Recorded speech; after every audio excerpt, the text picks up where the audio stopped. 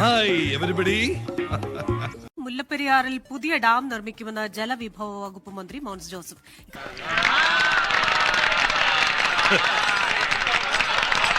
ഇക്കാര്യത്തിൽ തമിഴ്നാട് സർക്കാരുമായി സമവായത്തിലെത്താൻ ശ്രമിക്കുന്നു. വിഷയത്തിൽ കഴിഞ്ഞ UDF സർക്കാരിന്റെ നിലപാട് തന്നെയാണ് ഇപ്പോഴുമെന്ന് മോൻസ് ജോസഫ് പറഞ്ഞു. ഇത് നിന്റെ വീടായിരുന്നോടാ ബാസിക്കർ? നീ ഇവിടെ ഉണ്ടായിരുന്നോടാ? നിന്റെ എനിക്ക് നഷ്ടപ്പെട്ടു എന്നാണ് ഞാൻ കരുതിയത്. മുല്ലപ്പെരിയാറിൽ പുതിയ ഡാം ഉണ്ടാവുക എന്ന് തന്നെയാണ് കേരള ഗവൺമെന്റിന്റെ അടിസ്ഥാന നിലപാട്.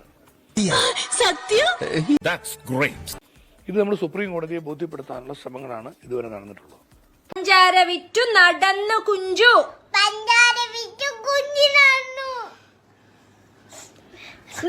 കുഞ്ചു, പഞ്ചാര വിറ്റു കുഞ്ഞു നടന്നു. തമിഴ്നാട് ഗവൺമെന്റുമായി നമ്മളൊരു അഭിപ്രായ സമന്വയത്തിലേക്ക് വരാനുള്ള ശ്രമം നടത്തണം വേണം. അപ്പൊ ഗവൺമെന്റിന്റെ നേതൃത്വത്തിൽ തീർച്ചയായിട്ടും നമുക്ക് ഈ ഒരു നീക്കം നടത്തിയാൽ തമിഴ്നാട് കേരള ഗവൺമെന്റുകൾ തമ്മിൽ അഭിപ്രായ സമന്വയത്തോടെ നമുക്കൊരു ധാരണയിലേക്ക് എത്താൻ കഴിയും. മുല്ലപ്പെരിയാർ അണക്കെട്ടിന് നീ വെള്ളം മോഷ്ടിക്കുമല്ലടാ? അന്ന് മുതൽ ഒരു തമിഴിനെ കൈ കിട്ടാൻ വേണ്ടി ഞാൻ കാത്തിരിക്കായിരുന്നു. എന്നാ சொல்றாரு? അതിലേക്ക് വേണ്ടിയുള്ള ഒരു ചർച്ച കേരള ഗവൺമെന്റിന്റെ തലത്തിൽ മുഖ്യമന്ത്രിയുമായി ഞങ്ങൾ നടത്തുന്നതാണ്.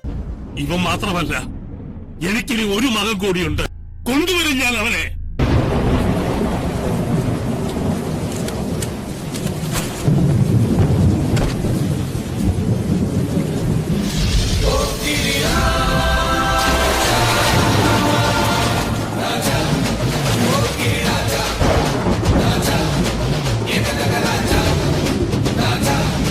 പുതിയ സർക്കാർ അധികാരത്തിൽ വന്നതിന് ശേഷം ജലവിഭവ വകുപ്പ് കേരള കോൺഗ്രസ് നൽകിയ ശേഷം നമുക്കറിയാവുന്നതാണ്, PJ ജോസഫിന്റെയൊക്കെ നിലപാടുകൾ നമ്മൾ കണ്ടതാണ്.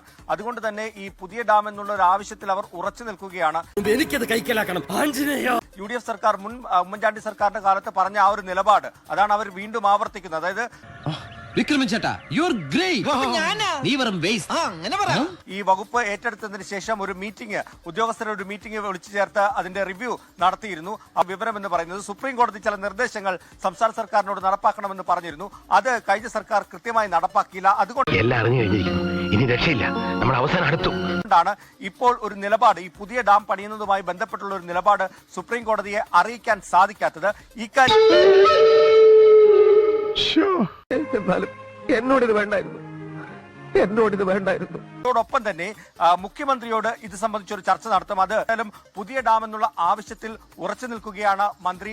നേരത്തെ തന്നെ ഇതുമായി ബന്ധപ്പെട്ടുള്ള ചർച്ചകൾ സജീവമായിട്ട് വന്നതാണ്. സ്റ്റാലിൻ സർക്കാരുമായി പിണറായി വിജയൻ സർക്കാരിനുണ്ടായിരുന്ന വലിയ അടുത്ത ബന്ധമുണ്ടായിരുന്നു. നല്ല ബന്ധം സൂക്ഷിച്ചു പോന്നപ്പോൾ പോലും ഈ കാര്യത്തിൽ ഒരു തീരുമാനമെടുക്കാൻ സാധിച്ചില്ല. ഈശ്വര, ഇതൊക്കെ എന്റെ തലയിലാവൂലോ? അതെങ്ങനെ നിന്റെ തലയിലാവണം? പിന്നെ നീ കയറിയേക്കോ?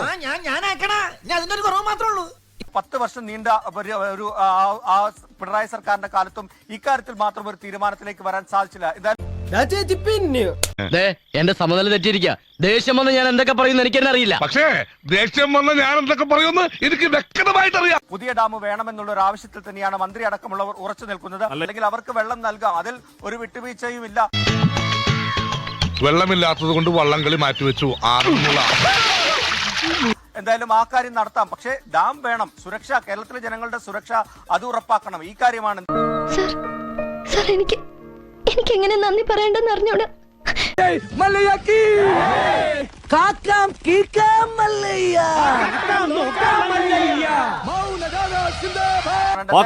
പാക്കലാം അത് നമുക്ക് കാത്തിരുന്ന് പാക്കേണ്ട കാര്യമാണ്. സുപ്രീം കോടതിയിലൊക്കെ നമുക്ക് വ്യവഹാരം വഴി നോക്കിക്കഴിഞ്ഞാൽ പലരുടെയും വീഴ്ച കൊണ്ടും അല്ലാതെയും ഒക്കെ മൊത്തത്തിൽ തമിഴ്നാട് അനുകൂലമായി നിൽക്കുന്ന സാഹചര്യമുണ്ട്. എന്തോ കുത്തി പറയുന്ന പോലെ എനിക്ക് ഫീൽ ചെയ്യുന്നുണ്ട് കേട്ടോ. കുത്തിയില്ലല്ലോ, കുത്താൻ പോണല്ലേ ഉള്ളൂ. ഈ പറഞ്ഞതിന് വേറൊരർത്ഥം ഇല്ലേ? ഏയ്, അങ്ങനെ പ്രത്യേകിച്ച് അർത്ഥമൊന്നുമില്ല.